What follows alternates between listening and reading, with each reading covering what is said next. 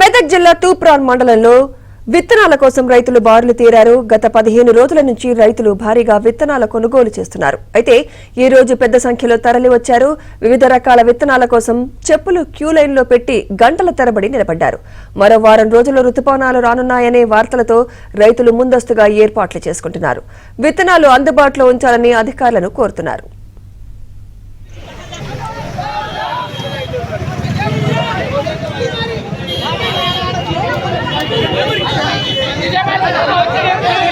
Come on.